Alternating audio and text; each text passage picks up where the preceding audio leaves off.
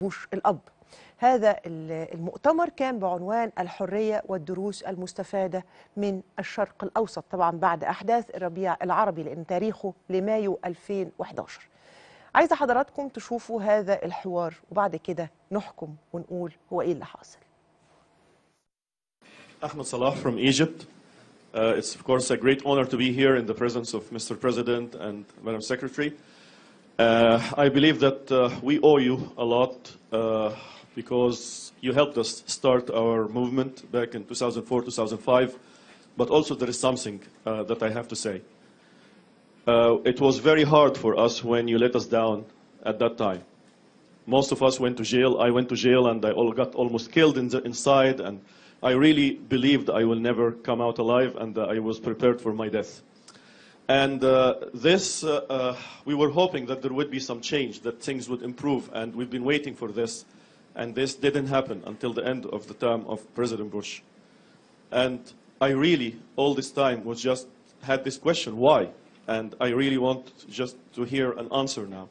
If you could just tell us, why did you let us down after already things were starting to move, after we had so great hopes, and we were on the path that could have liberated Egypt and probably many other countries in the Arab world, even back, in the year 2005, 2006. Thank you very much. Thank you. Well, let me say that if we let you down, it was not for a lack of trying to hold you up. The United States is not able always immediately to push events in the direction that we would want them to go. In a place like Iraq, where we overthrew a brutal dictator who was a threat to peace and international security, we had direct means to insist upon and to structure and help the Iraqi people get directly to democracy. In places where there are still regimes in power, as in Egypt, where we dealt with the Mubarack regime on matters like trying to create a democratic Palestinian state, or trying to keep Hamas at bay, or trying to deal with the Iranian nuclear program, we didn't have those direct means. And so we tried, first and foremost, to speak for our values and continue to speak for our values throughout that entire period. We tried to give the Egyptian people the tools that they needed to speak for their own freedom. I was talking earlier to my good friend Lauren Craner, who's a warrior in this area, and one of the things that we did, for instance, was to give 50% of all American assistance for democracy promotion to groups that were not registered by the Egyptian government. That was right in the face, frankly, of the Egyptian government. And I don't want to embarrass my former boss, President Bush, but there's a reason that Hosni Mubarak never came back to the United States after 2004. Imagine that. The American president cannot get the Egyptian president to come to the United States. There's a reason. And it didn't have to do with the Israeli-Palestinian conflict. It had to do with how we were dealing with the Egyptian revolution. And so we used the tools that we had. Just to give you one example of how much this is a double-edged sword, though, one of the things that we did was we took the free trade agreement with Egypt off the table in response to the crackdown on democratic forces in Egypt.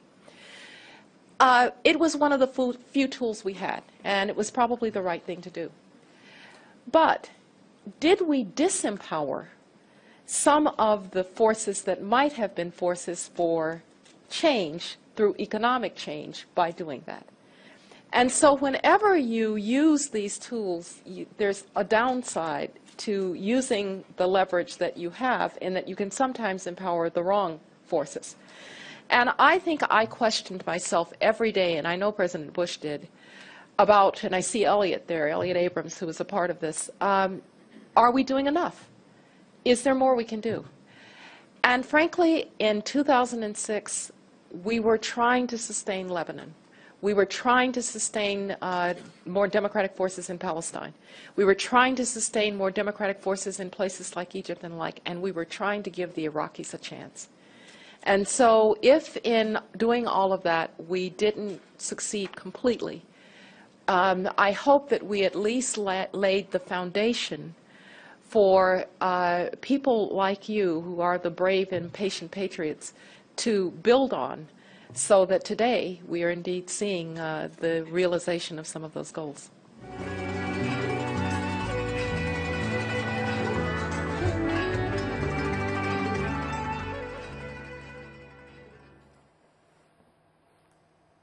لا تعليق الحقيقة غير إن هل كل صاحب رأي ممكن يكون خاين؟ أنا لا أظن. هل كل صاحب رأي معارض ممكن يكون خاين؟ برضو لا أعتقد في ده. لكن أعارض في بلدي وأنقد في بلدي وأقول أنا ليا رأي في بلدي، لكن آخد 50% من المساعدات الأمريكية علشان يصنعوا اللي هم عايزينه، دي خيانة، ده فساد.